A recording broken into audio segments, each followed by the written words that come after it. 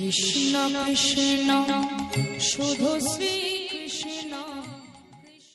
আচ্ছা, এই যে মানুষ বলে যে সংসার করেছি সংসার করেছি, আচ্ছা সত্যি কি সংসার করেছেন? জোরে বলবেন হ্যাঁ না। কে কে সংসার করেছে? সংসার কি সত্যি করেছেন? আচ্ছা, কে কে সংসার করেছেন একটু হাত তুলবেন ভাবনা চিন্তা করে। কে কে সংসার করেছেন? সব ब्रह्मचारी ना? कोई नहीं संसार किया? सब सन्यास बन गया क्या? अरे हाथ तो उठाइए ना ना। संसार আমরা করি নাই, সংসার ছিল, বাবা করে নাই, দাদু করে নাই। কৃষ্ণ ভজিবার তরে জীব সংসারে আইনু, মিছে মায়ায় বদ্ধ হয়ে বৃক্ষ সম হইল। লক্ষ্য করুন মায়েরা, সংসার ছিল, আমরা মায়াতে পড়েছি, সংসার আমরা করি নাই। এই জন্যই তো বৈষ্ণব বলেছেন সংসার সুখের হয় পুরুষের গুণে। যাক, দাদারা অনেকে বলছেন, যাক এতদিন পরে আপনি আমাদের হয়ে বললেন। এত কীর্তনী আসে কেউ বলে না, আর মায়েরা সব চমকে গেল, এ কথা তো কোনোদিন শুনি নাই। দু একজন দাদা বলছে না না রমণীর গুণে, মানে উনি দেখছেন যে যদি আমি ওনার পক্ষে না বলি তাহলে ঘরে গিয়ে গন্ডগোল আছে, কারণ উনি দেখছেন যে আমাদের লোকটি মাথা নড়াচ্ছে নাকি দেখি। তো লক্ষ্য করুন এইদিকে, সংসার সুখের হয় পুরুষের গুণে নয়। কার গুণে বলুন তো? সংসার সুখের হয় রমণীর গুণে। না না, রমণীর গুণে একা হয় না। মা, আপনি লক্ষ্মী ঝাঁপি সংসারটা ভালো করছেন, কিন্তু আপনার স্বামী মদ খেয়ে রাত্রিবেলায় বলছে দরজা খোলো বাসন্তী, বলুন তার গুণে হবে?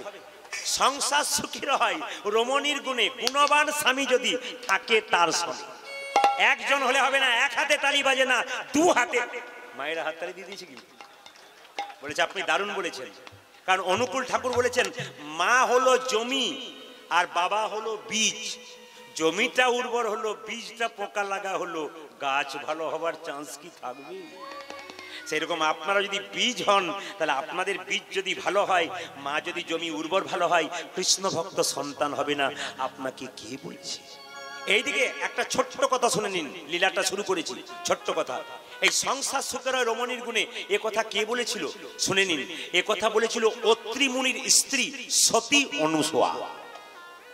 যখন রামচন্দ্র বনবাসে গেল সীতাকে নিয়ে, সঙ্গে সঙ্গে অত্রি মুনির আশ্রমে গেছে। রামচন্দ্র বলল সীতা এক কাজ করো, প্রণাম করো। কাকে? বীর সন্ন্যাসী বিবেকানন্দ বলেছেন মায়েরা যদি পুত্রবতী হতে চাও, বীর পুত্রের জন্ম দিতে চাও, তবে সীতা চরিত্র পড়ো। সীতা মানে সাদা, সীতা মানে পবিত্র, সীতা মানে শুভ্র, সীতা মানে শান্তি। সীতা চরিত্র পড়ো। কেন? প্রমাণটা দেখুন। রামচন্দ্র বলল সীতাকে, সীতে প্রণাম করো। কাকে? অত্রি মুনিকে, মা অনুসূয়াকে প্রণাম করো। মায়েরা যখনই প্রণাম করেছে,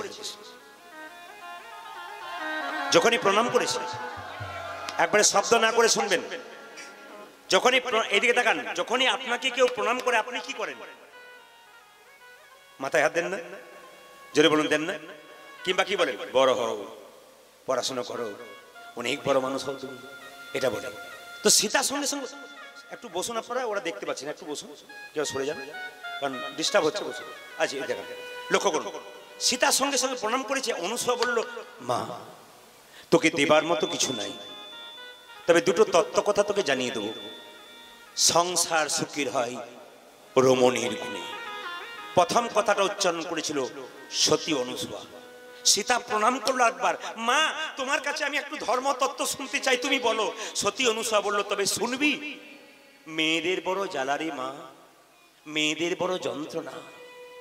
নারী হওয়া খুব যন্ত্রণার কাজ, সংসারের চাপ, পেটে বাচ্চা 10 মাস 10 দিন, খুব কষ্ট, মেয়েদের যন্ত্রণা।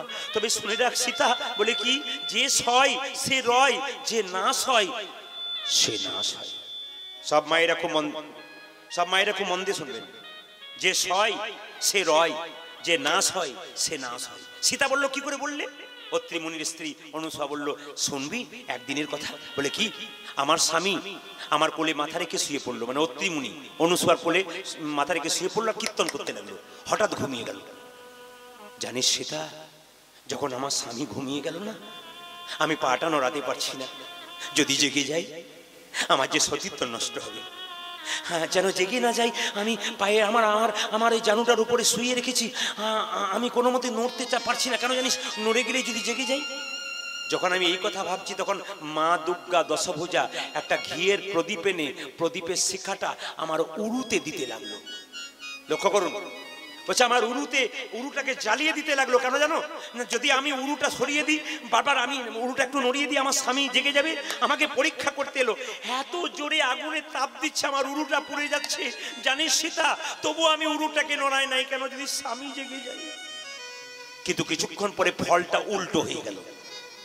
যে দুর্গা প্রদীপের শিখা দিয়ে আমার উরুটাতে জ্বালিয়ে দিচ্ছিল, সেই শিখাটা দুর্গার দিকে তেড়ে নিয়ে গেল। দুর্গা ভয়ে পালিয়ে যাচ্ছে। আমি জিজ্ঞেস করলাম, মা দুর্গী, তুমি যে চললে, তা তুমি যাবার আগে কিছু আমাকে বলে যাও। ওরে অনুসুয়া, আমি হেরে গেলাম, তোকে পরীক্ষা করতে এসেছিলাম, আজ থেকে তোর নাম দিলাম সতী অনুসুয়া। ওরে সীতা, ওরে অনুসুয়া, এই জগতে একটা কথা শুনে রাখ, যে সয় সে রয়। ওই জন্য মা, মেয়েরা হলো সংসারের গাছের গোড়া। গাছের গোড়া যদি শক্ত হয়, ফুল ফল ভালো হয়।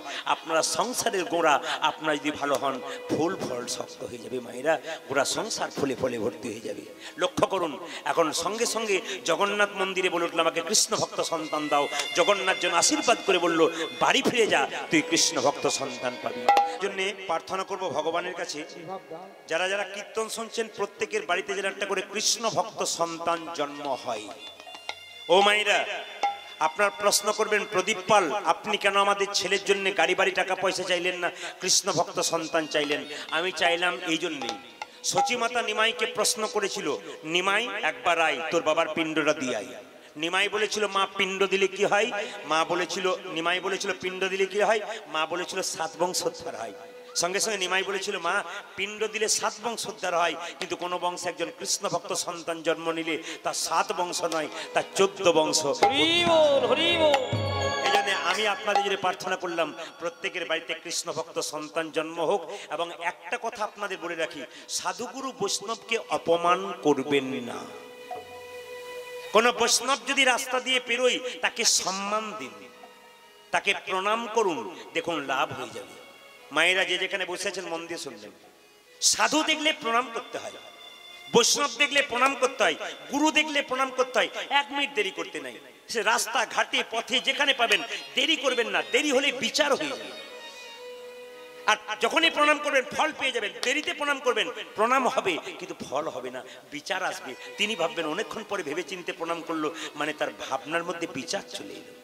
এই জন্য আপনাদের কাছে নিবেদন রইল, যাকে দেখবেন তাকে প্রণাম করবেন। একটা প্রমাণ আপনাদের দিয়ে দিই, খুব সুন্দর প্রমাণ। দেখুন, আমরা একটা কথা শুনেছি, যেমন কীর্তন আমরা করি তো, অনেক লোকে বলে, কমিটি বলে, ও এই যে দাদা, বলছিলাম প্রদীপ পাল এসেছিল, একটু কীর্তন শুনতে এলেন না? আর বলবেন না, সংসারের যা জ্বালা, সংসার করেছি, আমাদের কীর্তন শোনা, সংসারের প্রচন্ড চাপ, দাদা যেতে পারলাম না। আচ্ছা, সবার তো তীর্থস্থানে যাবার ক্ষমতা থাকে না, নাকি? হ্যাঁ না? কারো টাকার অভাব থাকে, কারো আবার সময়ের অভাব থাকে। তবে তীর্থস্থানে কেউ যদি না যান, ঘরে বসেই ফল পাবেন একটা কাজ করলে। কাজটা একটু আপনাদের বলে যাই, মন দিয়ে শুনবেন। ধরুন আপনার বাড়ির পাশের কোন একজন ব্যক্তি তীর্থে বেড়াতে গিয়েছিল, সে বাড়ি ফিরলে আপনি খবর পেলেন, আপনি স্নান করে তার বাড়ি গেলেন, তাকে একটু প্রণাম করলেন, আপনি তীর্থের ফল কিন্তু পেয়ে গেলেন। যখন আপনি প্রণাম করলেন, সে আপনার মাথায় হাত দিয়ে দিল, তখন আপনি তার তীর্থের ফলের কিছুটা অংশ পেয়ে গেলেন। আপনার বন্ধু যদি যায় তীর্থে, তাকে তার প্রণাম করতে পারবেন না, তাকে গিয়ে একটু আলিঙ্গন করলেন, তাহলে যে ফল পেল তার ফলের অর্ধেকটা কিন্তু আপনি পেয়ে গেলেন। একটা বাচ্চা ছেলে যদি তীর্থস্থানে গেল, তাকে কিন্তু প্রণাম করাতে যাবে না, একটু কোলে নিয়ে তাকে একটু ভালোবাসতে হবে, দেখবেন আপনি কৃপা পেয়ে যাবেন। এগুলো করতে হবে আপনাদের। তো যে যেখানে বসে আছেন, মন দিয়ে শুনবেন, যেই না চিৎকার করে কৃষ্ণ মন্ডল বলে, দুরিকা দুরিকা। মায়েরা, আপনারা কিছু মনে করবেন না, গলায় কাপড় কখন দেন বলুন তো? এই যে বৈষ্ণব মন্ডলী যারা আছেন, কীর্তন শুনতে এসছেন, কিছু মনে করবেন না, অনেক বৈষ্ণবের গলায় দেখবেন এইরকম করে একটা উন্নি থাকে। কেন থাকে? আপনারা যখন মন্দিরে যান, তখন গলায় কাপড়টা নিয়ে নেন কেন? দেখবেন আপনার মা বাবা মারা গেছে, আপনি ভোজ করছেন, যারা খাচ্ছে তাদের কাছে গিয়ে, দাদা ভাইরা গলায় গামছা নিয়ে বলেন না, সেবা ঠিক হচ্ছে তো? তার মানে কি? বিনয়ী ভাব। এটার মানে কি, গলায় যখন এটা পড়ে গেল না, তখন বিনয়ী ভাব হয়ে গেল। আজকে যেমন আমি যার বাড়িতে এসেছি কীর্তন করতে, বয়স্ক বাবাজি সেবার সময় গলায় গামছা নিয়ে বললেন, সেবা ঠিক হচ্ছে তো? প্রসাদ ভালো হয়েছে? একবার অবশ্যই হয়েছে। তার মানে কি, বিনয়ী ভাব হলে, লবণ যদি বেশি হয়ে যায় বা কম হয়ে যায়, তখন ওর মধ্যে আনন্দ হয়ে যায়। রামকৃষ্ণদেব সুন্দর করে বলেছেন একটা কথা, যে তোমার বাড়িতে কেউ যদি বেড়াতে যায়, যদি দুটো মিষ্টি জল দিতে পারো না পারো, দুটো মিষ্টি কথা কিন্তু বলবে। মিষ্টি যেন আপনার নাও থাকতে পারে, দুটো মিষ্টি কথা বলুন যেন সে আনন্দ হয়ে বাড়ি ফিরে যায়। তো লক্ষ্য করুন আপনারা যে যেখানে আছেন, দুরিকা দেবী কি করেছে, তার স্বামীকে এসে বলে পা দুটোকে ধুয়ে দিয়ে তাকে প্রণাম করছে। আচ্ছা মায়েরা কিছু মনে করবেন না, স্বামীকে আপনারা প্রণাম করেন তো? জোরে বলুন হ্যাঁ না না। আচ্ছা কে কে প্রণাম করেন একটু হাত তুলুন তো। দাদারা বলছেন এই আপনি বলুন, আপনি বলুন, আপনি না বললে সোজা হবে না, আপনি বলুন, আমরা পারি না। এইদিকে না না, আমি আপনাদের প্রণাম করতে বলছি না, এইদিকে এইদিকে। কালকে যেখানে বারুইপুরে গান গাচ্ছিলাম সেখানে একজনকে বললাম যে আপনার স্বামীকে কে কে প্রণাম করেন। একটা মেয়ে সামনে এসে বললো দাদা আপনার কীর্তনে আমি ফ্যান হয়ে গেছি, কিন্তু আমি প্রণাম করবো না। বলে কেন? আমি প্রণাম করবো না। বলে কেন? আমার বিয়ের সময় আমার বাবার কান মূলে 10 লাখ টাকা নিচে, প্রণাম আমি করবো না। দামি কথা বলে নেই, ও ঠিক কথা বলেছে। তো সবার কাছে আমার নিবেদন রইল, যে যেখানে বসে আছেন আপনার স্বামীকে আপনি প্রণাম করবেন। যদি ঝগড়া থাকে তাহলে করার দরকার নেই। তবে স্বামী স্ত্রীর ঝগড়াটা, আমি এক জায়গায় পড়ছিলাম, স্বামী স্ত্রীর ঝগড়াটা, বাচ্চাকে শব্দ বন্ধ করেন, স্বামী স্ত্রীর ঝগড়াটা অজা যুদ্ধ। অজা মানে কেউ বলতে পারবেন? ছাগল। চাণক্য পণ্ডিতের কথা কিন্তু। স্বামী স্ত্রীর ঝগড়া অজা যোদ্ধা। ছাগলের মারামারি দেখেছেন? যখন দুজন সিং নিয়ে ওঠে না মনে হয় ফাটিয়ে দেবে, কিন্তু যখন কাছে যায় তখন একবার আস্তে হয়ে যায়। একবার স্বামী গরম হবে, স্ত্রী গরম হবে, এমন রাগ হবে মনে হয় ফেটে ফাটিয়ে দেবে মারামারি করে ঝগড়া করে, কিন্তু মাঝখানে গিয়ে নিতাই গরু করে। এই জন্য প্রভু বলেছেন, মহাপ্রভু, যে ইয়ে হও, কি হও তুমি, ওই ত্রিনাদপি হও, ঠান্ডা হয়ে যাও, ত্রিনাদপি, ঠান্ডা ভাব থাকতে হবে। একজন গরম হবে, একজনকে নরম হতে হবে। একটু প্রমাণ আপনাদের দিয়ে দিই। সক্রেটিসের নাম শুনেছেন দাদা ভাইরা? সক্রেটিস দার্শনিক ছিল, বিরাট বড়। তো সক্রেটিস কিন্তু দার্শনিক ছিল, কিন্তু খুব বড় ভক্ত ছিল। তো সক্রেটিসের স্ত্রী এত ঝগড়ে ছিল যে সক্রেটিস যখনই কোনো কিছু ভাবতো, কি ভাবছো তুমি, কথা আমার কানে যায় না, এক কথা বলছি তখন চুপচাপ অন্য কথা ভাবছো, বারবার ঝগড়া করতো। তার স্ত্রী কিন্তু এত ঝগড়া করতো, সক্রেটিস উত্তর দিত না। উত্তর দিলেই তো ঝগড়া হবে, বোবা থাকাই রে ভালো, উত্তর দিচ্ছে না। তখন একদিন তার স্ত্রী সিদ্ধান্ত নিল আজকে এমন গালাগাল শুরু করবো, ও আমার সঙ্গে ঝগড়া করবে। তো এমন গালাগাল শুরু করলো, মা ঝগড়া তো করলো না, চুপচাপ সক্রেটিস বসে আছে। তখন দাঁড়াও, আমার শেষ উপায় একটা আছে, এদিকে শেষ উপায় একটা আছে। কি উপায়? এদিকে তাকান, কি উপায়? শীতকালের দিন ছিল, কলসি ঠান্ডা জল এনে মাথাতে হর হর করে ঢেলে দিয়েছে। সক্রেটিস তাতেও রাগ করে নাই। সক্রেটিস মাথা ঠান্ডা করে বসে আছে আর মুচকি মুচকি হাসছে। তার এই যে তোমার লজ্জা করে না, স্ত্রীকে বলছে তোমার লজ্জা করে না? বলে কেন? মাথায় জল ঢেলে দিলাম তাও তুমি চুপ করে রইলে। তখন সক্রেটিস বলল আমি তো আগেই বুঝতে পেরেছিলাম, গর্জন হলে তো বর্ষণ হবে। মানে আগে তো গর্জন দেখতে পেয়েছি, বর্ষণ হবে না, মানে কত দামি কথা দেখুন। তবে আপনাদের একটা কথা বলে রাখি মায়েরা, স্বামী স্ত্রীর ঝগড়াটা হচ্ছে, ওই পণ্ডিতরা বলেছেন সকালবেলাকার মেঘ যেমন থাকে না, খুব মেঘ আসে কালো হয়ে, কিন্তু থাকে সারাদিন পরিষ্কার হয়ে যায়। স্বামী স্ত্রীর ঝগড়াটা প্রথমে কিন্তু গরম থাকবে, তারপরে আস্তে আস্তে নরম হয়ে যাবে। এইরকম হলেই কিন্তু সংসার সুখের হবে মায়েরা। তো বলে দিই, আপনার স্বামীর সঙ্গে আপনার সম্পর্ক কি একটু বলে দিই। আপনার স্বামী আপনার গুরু হয়? জোরে বলুন হ্যাঁ না না, না একটু জোরে বলতে হবে। গুরু হয়? দাদারা বলছে কি যে হয়, বাড়ি না গেলে আপনি বুঝবেন না। আচ্ছা, আপনার স্বামী আপনার দেবতা হয়? এবার কিন্তু আর রা নেই, চুপ করে গেছি। 2-4 জন বলছে হ্যাঁ হ্যাঁ হয় হয়। আরে ওসব বললে হবে না, জোরে বলতে হবে। দেবতা হয়? আর একটু জোরে বলুন, দেবতা হয়। আচ্ছা, স্বামী আপনার বাবা হয়? তাই এবার হয় নাকি? এরা ভাবছে অনেক কীর্তন শুনেছি, কিন্তু যারা আমার কীর্তন শুনে তারা কিন্তু মাথা নয় না, তারা বলছে হ্যাঁ হ্যাঁ হয়। স্বামী বাবা হয়, স্বামী ছেলে হয়, স্বামী ভাই হয়। কে বলেছিল? প্রমাণ দেব, বিষ্ণুপ্রিয়া। যেদিন নিমাই সন্ন্যাস নেবে, বিষ্ণুপ্রিয়াকে বলেছিল প্রিয়া তুমি বাপের বাড়ি চলে যাও। নিমাই বলেছিল বাপের বাড়ি যাও। বিষ্ণুপ্রিয়া বলেছিল স্বামী এটাই তো বাপের বাড়ি, তুমি আমার বাবা, তুমি আমার ছেলে, তুমি আমার ভাই, তুমি আমার সব, তুমি আমার ইহকাল, তুমি আমার। চুপ করো। লোকে আমায় নিমাই পণ্ডিত বলে, আমি বুঝতে পারলাম না স্বামী কখন বাবা হয়। তুমি কি করে বুঝলে? তুমি যেমন পণ্ডিত আমিও তো পণ্ডিতের মেয়ে, না কি বলছেন? এদিকে তাকান। তুমি যেমন পণ্ডিত আমিও তো পণ্ডিতের মেয়ে, আমার বাবা তো পড়াশোনা করে। যেমন আপনারা কিছু মনে করবেন না, আমার ফোনে কিন্তু প্রচুর ফোন যায়। একটা প্রশ্ন ছিল জানবার আপনার কাছে, কিন্তু ফোন আমি রিসিভ কম করি, আমার ম্যানেজার করে কিংবা আমার ছোট মেয়ে করে। ছোট মেয়ে যখন ফোন ধরে আমি চুপচাপ দেখি কি বলছে, ওকে প্রশ্ন করে তোমার বাবাকে কথাটা জিজ্ঞেস করো তো, ও তখন টুকটুক করে উত্তরগুলো দেয়। তখন আমি বুঝতে পারি, আমি যে বইপত্র পড়ি, পড়ার সময় যেগুলো আসল জিনিস লাল দাগ দিয়ে দিয়ে রাখি, ও কিন্তু ওইগুলো পড়ে। ওগুলো দেখে লোককে বলে এটা এইভাবে হয় আর কি, আমি বাবার কাছ থেকে শুনেছি। তার মানে ও শুনতে পাচ্ছে, ও দেখ, কালচার কালচার যদি ঠিক থাকে। আমি একজন পণ্ডিতের কাছে শুনেছিলাম, এপিজে আব্দুল কালামের কাছে, যে প্রত্যেকটা ব্যক্তির লাইফ টাইম লার্নার হওয়া দরকার। লাইফ টাইম, সারা জীবন শিক্ষা, একবার মৃত্যুর আগে পর্যন্ত শিক্ষা হওয়া দরকার। তো যে যেখানে বসে আছেন মায়েরা লক্ষ্য করুন, নিমাই বলেছে, বিষ্ণুপ্রিয়া বলেছিল আমার বাবার নাম সনাতন মিশ্র, আমি বাবার কাছ থেকে শুনেছি স্বামী বাবা হয়, স্বামী ছেলে হয়, স্বামী ভাই হয়, স্বামী ওষুধ হয় রোগের, স্বামী সব হয়। নিমাই বলল কি করে হয়? বিষ্ণুপ্রিয়া বোঝাচ্ছে, অন্নদানে পিতা সম রতি দানে পতি, অন্নদানে পিতা সম রতি দানে পতি, অন্নদানে পিতা সম রতি দানে পতি, অন্নদানে পিতা সম রতি দানে পতি। মেয়েদের যখন বিয়ে হয় না, অন্ন জোগাড় করে কে? বাবা। বাবা করে। বিয়ে হবার পর কে করে বলুন? বিয়ে হবার আগে বাবা, তারপরে স্বামী। আপনি বাবার ঘরে 10 দিন থাকবেন, বাবার কিন্তু ভারী লেগে যাবে বিয়ের পরে। স্বামীর ঘরে থাকবেন, কোনো ব্যাপার নেই। অনেকে বলে না আমার সব যাক, স্বামীর ভিটে থাকলে আমার আর কোনো দরকার নেই, এইটা এখানেই থাকবো, কেউ কিছু বলবার নেই। অন্নদানে পিতা সম রতি দানে পতি, অন্নদানে পিতা সম রতি দানে পতি, পিণ্ডদানে পুত্র সম অগতির গতি, পিণ্ডদানে পুত্র সম অগতির গতি, পিণ্ডদানে পুত্র সম অগতির গতি, পিণ্ডদানে পুত্র সম অগতির গতি। স্বামী স্ত্রী বেঁচে আছে, আগে যদি স্ত্রী মারা যায়, ছেলে মেয়ে না থাকে, স্বামী পিণ্ড দেয়, পিণ্ডদানে পুত্র সম অগতির গতি, আরে পিণ্ডদানে পুত্র সময় অগতির গতি।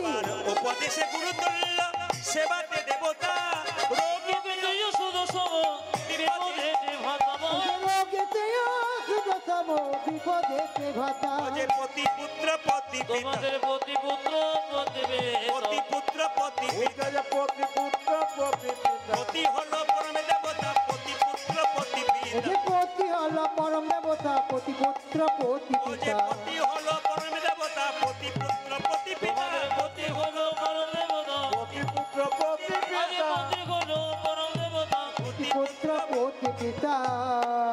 ভাইরা, গর্ভে সন্তান এলো, আপনাদের কাছে একটা নিবেদন রাখি, অনুকূল ঠাকুরের শিষ্য কেউ আছেন এখানে? হাত তুলবেন তো। অনুকূল ঠাকুরজির শিষ্য যারা আছেন, বেশ আপনারা আছেন। অনুকূল ঠাকুরজির বই পড়লে দেখবেন মেয়েদের পেটে বাচ্চা থাকলে 3টে নিয়ম পালন করতে হয়।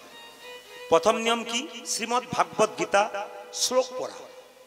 দাদা ভাইরা, আপনাদেরকে আমি বলি, গীতা পকেটে রাখবেন, কিন্তু শ্লোক মাঝে মাঝে স্নান করার পর পড়বেন। প্রতিদিন একটা করে শ্লোক পড়তে পারলে লাভ আছে। অনেকে প্রশ্ন করবেন, প্রদীপবাবু শ্লোক তো ভুল হয়। আমরা পড়তে গিয়ে শ্লোক তো ভুল হয়, ভুল হলে কি হয় আমি বলি, এদিকে বাচ্চাদের শব্দ বন্ধ করেন, একটু সরিয়ে দিন।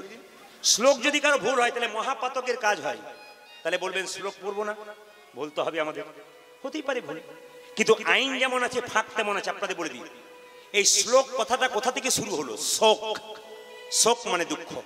শ্লোক কথাটা শোক থেকে শুরু হলো। কোন শোক? দুটো সারস পাখি ছিল, একটা স্ত্রী একটা পুরুষ। যখন সারস পাখিটা, পুরুষ পাখিটা মারা গেল, স্ত্রী পাখিটা হাহাকার করে খুঁজে বেড়াচ্ছে কাঁদতে কাঁদতে। তাদের শোক দেখে শ্লোক তৈরি হলো। ওই জন্য আপনাদেরকে বলে রাখি, শ্লোক পড়তে পড়তে যদি ভুল পড়েন, মহাপাতকের ভাগী হতে হয়।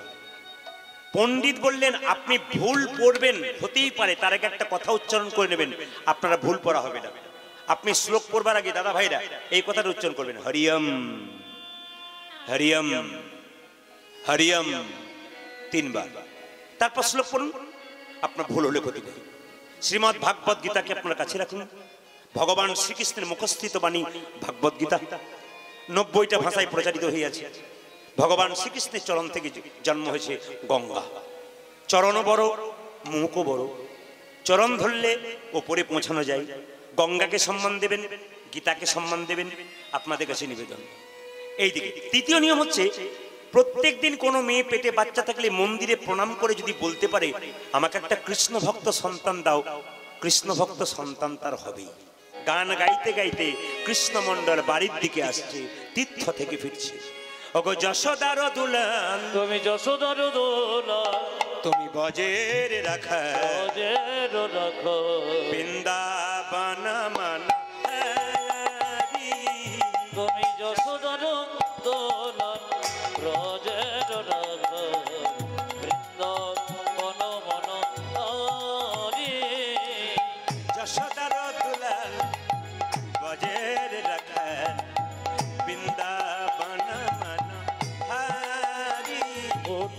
যশোদার দোলাল ব্রজের রাখাল বৃন্দাবন জন হারে যশোদার দুলাল বজের রাখাল বৃন্দাবন মন হারি যশোদার দোলাল ব্রজের রাখাল বৃন্দাবন মন হারি গোপীজন বল্লভ রাধিকা রমনা গোপীজন রিভাব বাড়াও অধিকর মন গোপীজন বল্লভ গাভিকা রমনা হে প্রাণ যে যখন কাজ করবে তার তখন রিভাব দেবে ওইটা দায়িত্ব তোমার বসে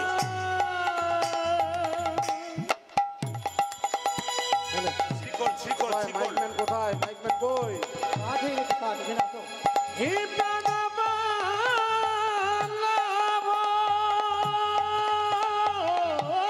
হরি বল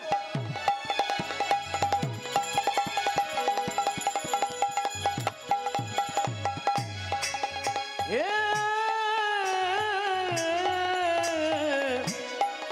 প্রাণ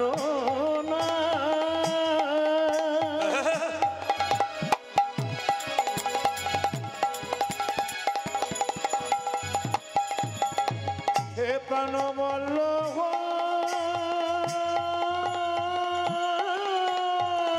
মনিটর বাড়াও মনিটর বাড়াও হে প্রাণ